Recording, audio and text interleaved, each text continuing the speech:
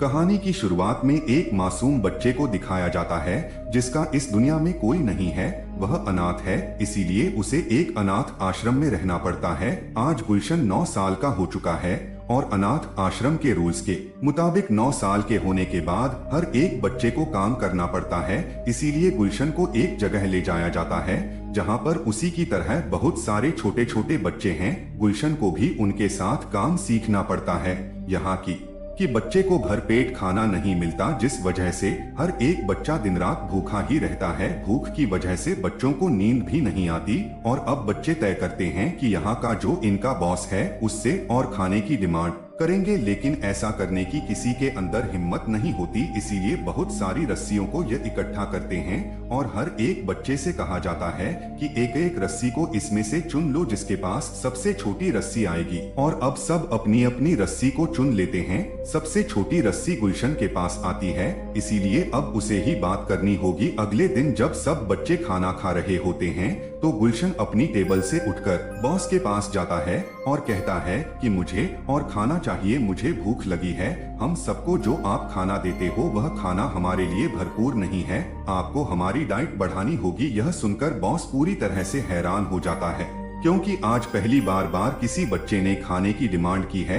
दरअसल सब बच्चे बॉस से डरते हैं और अब बॉस उसे मारने के लिए उसके पीछे भागता है। गुलशन अपनी जान बचाने के लिए वहां से भागता है, लेकिन अब जो अनाथ आश्रम के बड़े अधिकारी होते उन्हें पता चल जाता है कि गुलशन ने और खाने की डिमांड की है। इसीलिए उसे एक आदमी को भेज दिया जाता है जहां पर उसे काम करना होगा। इस आदमी का नाम शबरी है। शबरी के घर में वो दिन रात काम करता रहता है। शबरी की वाइफ को उसका काम बिल्कुल पसंद नहीं होता। यहाँ पर एक और बच्चा है जो गुलशन की तरह इस घर में बेचा गया था, वह भी यहाँ पे काम करता है। यह बच्चा गुलशन से बड़ा है जो गुलशन को बिल्कुल पसंद नहीं करता, वह हमेशा उसे परेशान करता रहता है। एक रात को जब ये दोनों खाना खा रहे होते हैं तभी वह बच्चा गुलशन की मॉम को कुछ गलत बोलता है जिससे गुलशन को गुस्सा आ जाता है। गुलशन उसे मारने के लिए उस पर कूद पड़ता है, जिसके बाद स्ट्रॉबेरी गुलशन की बात सुने बिना ही उसे बहुत बुरी तरह से मारते हैं। गुलशन ने अब तय कर लिया है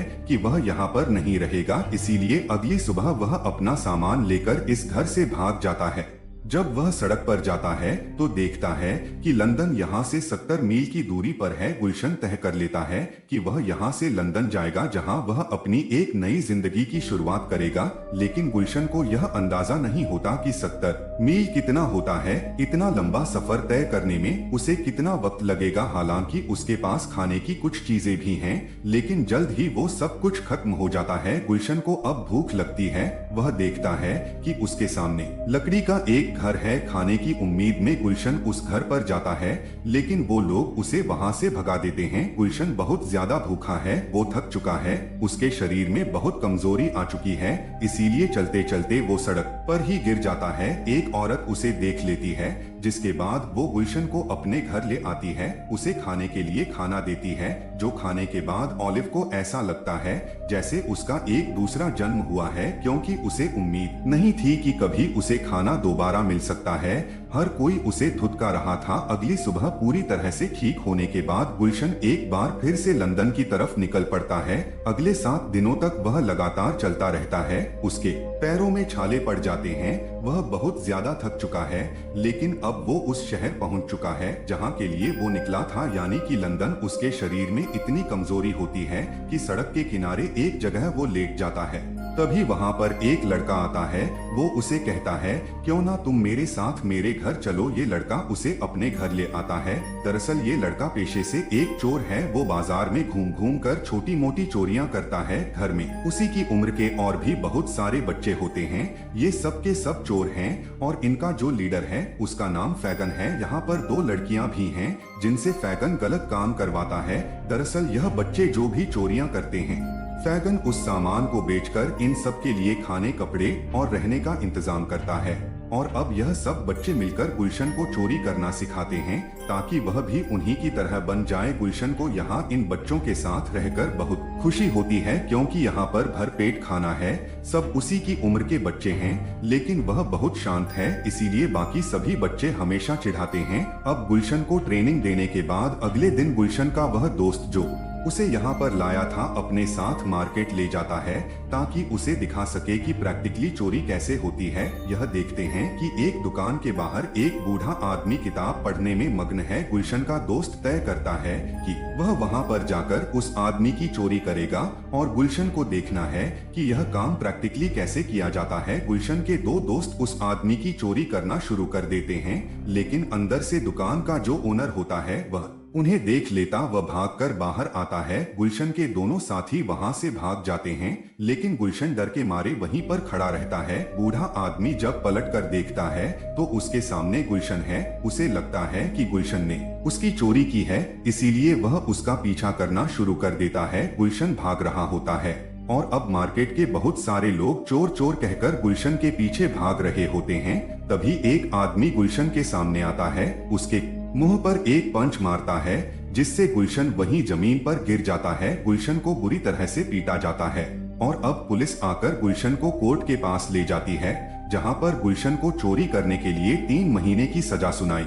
जाती है। और तभी वहां पर दुकान का ओनर आ जाता है, जिसने गुलशन के दोनों साथियों को चोरी करते हुए देखा था। वह जज के सामने गवाही देता है कि इस बच्चे ने चोरी नहीं की। और अब वो बूढ़ा आदमी जो गुलशन के पीछे भागा था, जिसकी गुलशन के दोस्तों ने चौकी थी, उसे यह सुनकर बहुत बुरा लगता है कि गुलशन बेकसूर था, फिर भी उसे बुरी तरह से मारा गया। इसीलिए गुलशन को वह अपने घर ले आता है। वहीं दूसरी तरफ फैगन उन दोनों बच्चों को बहुत डांटता है जो गुलशन को मार्केट में सड़क पर छोड़कर आ गए थे। तभी यहाँ पर फैगन का बॉस आ जाता है और वो यहाँ पर काम करने वाली उस लड़की, जिसका नाम नैन्सी है, उसे गुलशन की बहन बनाकर कोर्ट में भेजता है ताकि उसे पता चल सके कि गुलशन को कितने महीने की सजा हुई है।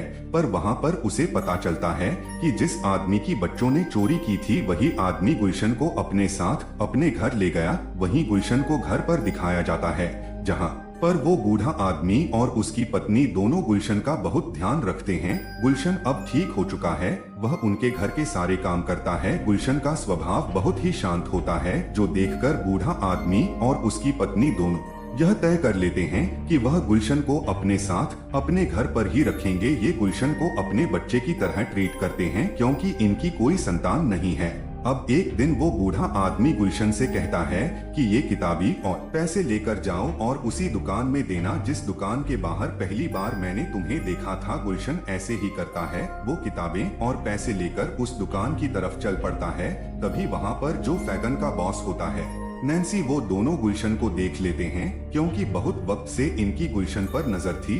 और अभी गुलशन को पकड़कर अपने घर पर ले आते हैं, जहां पर सभी बच्चे हैं जो गुलशन को देखकर बहुत हंसते हैं, क्योंकि उसके कपड़े बहुत ही अजीब हैं। ऐसे कपड़े अच्छे घर के बच्चे पहनते हैं। फैगन गुलशन से किताबें और पैसे छीन लेता है। गुलशन कहता है कि मुझे किताबें और पैसे वापस कर दो, मुझे यहाँ से जाने दो, नहीं तो वह लोग सोचेंगे कि मैं उनके पैसे और किताबें लेकर भाग गया। लेकिन फैगन ऐसा नहीं करता। गुलशन यहाँ से भागने की कोशिश करता है, लेकिन उसे पकड़ लिया जाता है और एक कमरे में बंद कर देते हैं। अगली सुबह फैगन उसके लिए नाश्ता लेकर जाता है और पूछता है, क्या तुमने हमारे इस घर के बारे में, हमारे काम के बारे में पुलिस को कुछ बताया? गुलशन कहता है कि नहीं, मैंने किसी को कुछ नहीं बताया। फैगन का जो बॉस है उसे पता चलता है कि जिस बूढ़े आदमी ने गुलशन को अपने घर पर रखा था वह शहर का बहुत अमीर आदमी है, और अब वह तय करता है कि गुलशन के जरिए वह उसके घर पर चोरी करेगा, ताकि उन लोगों को पूरा यकीन हो जाए कि गुलशन एक चोर है।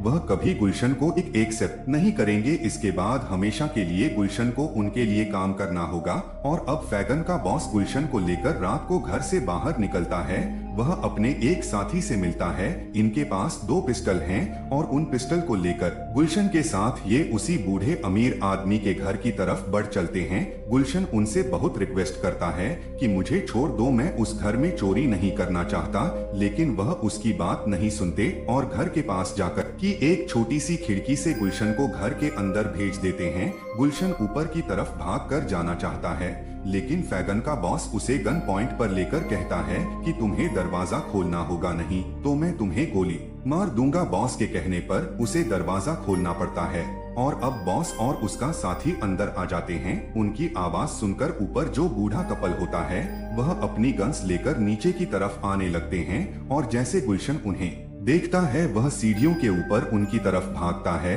वह उस पर गोली चलाकर उसे जख्मी कर देता है। ऊपर से वो लोग भी गोलियां चलाते हैं, जिस वजह से बॉस को गुलशन को उठाकर यहाँ से भागना पड़ता है। और अब बॉस अपने साथी से कहता है कि तुम इस बच्चे गुलशन को मार दो, मैं नहीं चाहता कि जिंदा बचे, क्योंकि अगर यह जिंदा बच गया तो यह हमारे खिलाफ गवाही देकर हमें फंसवार है। और तभी उसका पैर स्लिप हो जाता है, जिस वजह से बॉस नीचे तालाब में गिर जाता है। उसका जो साथी होता है वो गुलशन को लेकर घर वापस आ जाता है, जहाँ पर फैगन और सभी बच्चे हैं। वह देखते हैं कि गुलशन की हालत बहुत खराब है। फैगन और नैन्सी रात भर गुलशन की सेवा करते हैं। अब यहाँ पर बॉस भी घर वापस आ चुका है, लेकिन पानी में गिरने की वजह से उसकी तबीयत बहुत ज्यादा खराब है। वो फैगन से कहता है कि एक बार मैं ठीक हो जाऊं, उसके बाद मैं गुलशन को ठिकाने लगा दूंगा, क्योंकि यह हमारे लिए खतरा है। नैन्सी उसकी इस बात को सुन लेती है और वह नहीं चाहती कि यह गुलशन के साथ कुछ गलत करें। इसीलिए एक दिन वह बॉस की कॉफी में नींद की दवा मिलाकर उसे सुलाकर गुलशन के उस घर में जाती है जहां पर वह रहा करता था, यानी कि उसी बूढ़े कपल के घर पर। वहां पर बूढ़ा आदमी नहीं होता, उसकी पत्नी होती है। नैन्सी कहती है कि गुलशन की जान खतरे में है, उसने कभी आपके घर पर चोरी करने की कोशिश नहीं की थी, वह मासूम है, निर्दोष है। अगर आपके हस्बैंड पूरा सच जानना चाहते हैं तो उनसे कहना कि मुझसे लंदन ब्रिज पर आकर मिले। जिसके बाद नैन्सी घर वापस आ जाती है। अब रात को जब फैगन और बॉस एक दूसरे से बातें कर रहे होते हैं, तभी नैन्सी तैयार होकर लंदन ब्रिज जाना चाहती है, जहां पर उसे पता है कि वह बूढ़ा अमीर आदमी उससे मिलने के लिए आएगा। पर बॉस कहता है कि इतनी रात को तुम बाहर नहीं जा सकती, लेकिन नैन्सी जिद करके बाहर चली जाती है। फैगन को और बॉस को उस पर शक हो जाता है, इसीलिए वह अपने एक आदमी से कहते हैं कि नैन्सी के ऊपर नजर रखना। अब रात को नैन्सी लंदन ब्रिज पर जाती है, जहां पर वह बूढ़ा अमीर आदमी उससे से मिलने के लिए आता है। नैन्सी उन्हें बताती है कि गुलशन एक मासूम बच्चा है, वह आपके पास आना चाहता है, उसका इस दुनिया में कोई नहीं है, वह अनाथ है, उसने कभी कोई चोरी नहीं की। लेकिन फैगन और उसका बॉस जो अनाथ बच्चों को चोर बनाते हैं, वह गुलशन को भी चोर बनाना चाहते हैं। उसे आपकी जरूरत है। वह उन्हें उस घर का पता बता देती है जहां पर फैगन उसका बॉस सभी बच्चों के साथ रहता है। साथ ही वह यह भी बताती है कि उन्होंने गुलशन को वहां पर एक कमरे के अंदर बंद किया हुआ है। बूढ़ा अमीर आदमी नैन्सी की सारी बातें सुनकर यहाँ से चला जाता है। वह अब गुलशन की मदद करना चाहता है। वहीं नैन्सी जब घर वापस पहुँचती है तो फैगन और उसके बॉस को पता चल चुका होता है कि यह उसी बूढ़े आदमी से मिली थी, जिस वजह से बॉस उसे बहुत बुरी तरह से मारता है। वह उसे इतना मारता है कि उसकी मृत्यु हो जाती है। दूसरी तरफ हमें उस बूढ़े अमीर आदमी को दिखाया जाता है, जो पुलिस के बड़े अधिकारियों से मिलकर उन्हें सब कुछ बता देता है। साथ ही से की बॉडी पुलिस को मिली होती है और अब उन्हें फैगन और उसके बॉस के ऊपर शक है। बूढ़े आदमी से जो भी इंफॉर्मेशन बड़े अधिकारियों को मिली थी, वह सारी खबर न्यूज़पेपर पर छप जाती है। फैगन तय करता है कि वह सभी बच्चों को लेकर यहाँ से किसी दूसरे शहर में चला जाएगा, ताकि बच्चों से चोरी करवाने का उसका काम चलता रहे। वहीं बॉस को दिखाया जाता है, जो हमेशा अपने डॉग के साथ रहता है और आज वह अपने डॉग के साथ लंदन शहर को हमेशा के लिए छोड़ने वाला है। और जब वह शहर से बाहर जा रहा होता है तो वह सोचता है कि सब कुछ गुलशन की वजह से हुआ है। उसकी वजह से उसका सारा का सारा काम चौपट हो गया और इसकी सजा वह गुलशन को देगा, उसे वह मार देगा। लेकिन शहर के अंदर जाने से पहले वह अपने डॉग को मारना चाहता है, क्योंकि हर जगह उसके नाम के पोस्टर लगे होते हैं। साथ ही उसमें यह भी लिखा होता है कि वह हमेशा अपने डॉग के साथ रहता है। पर इससे पहले कि वह अपने डॉग को मारता, डॉग को आभास हो जाता है कि यह उसके साथ कुछ गलत करने वाला है। इसीलिए डॉग वहां से भाग जाता है और अब बॉस वापस उसी घर में आता है जहां पर फैगन और बाकी सभी बच्चे हैं। वह बच्चा जो गुलशन को अपने साथ यहाँ पर लाया था, जिसने पहली बार उसे लंदन में देखा था, वो बॉस के ऊपर हमला कर देता है, क्योंकि उसने नैन्सी को बहुत बुरी तरह से मारा था। वही हमें शहर में दिखाया जाता है, जहां पर बहुत बड़ी भीड़ पुलिस के साथ इस घर को ढूंढ रही होती है। और अब बॉस का डॉग भी बाहर आकर भौंकना शुरू कर देता है। उस डॉग की आवाज सुनकर सबके सब लोग पुलिस के साथ उस घर के बाहर आ जाते हैं। अभी वो बच्चा जो गुलशन को अपने साथ यहाँ तक लाया था वह खिड़की से बाहर निकलकर सबको बता देता है कि बॉस और फैगन यहाँ पर हैं और अब बॉस को पता चल चुका है कि उसका बचना नामुमकिन है, क्योंकि पुलिस ने और लोगों ने इस घर को चारों तरफ से घेर लिया है। इसीलिए वह गुलशन को उठाकर खिड़की से बाहर निकल जाता है, क्योंकि उसे पता है कि जब तक उसके हाथों में गुलशन है तब तक पुलिस उसके ऊपर गोली नहीं चलाएगी। और अब वो रस्सी से एक घर से दूसरे घर की छत पर छलांग लगाता है। तभी पीछे से उसका डॉग भौंकता है। जब वो पीछे मुड़कर देखता है तो उसका पैर स्लिप हो जाता है, जिस वजह से उसकी मौत हो जाती है। और अब गुलशन को वही बूढ़ा अमीर कपल अपने घर ले आता है। गुलशन उनके घर पर आकर बहुत खुश है। यह कपल भी गुलशन को वापस पाकर बहुत खुश है। वहीं फैगन को दिखाया जाता है जो जेल में है।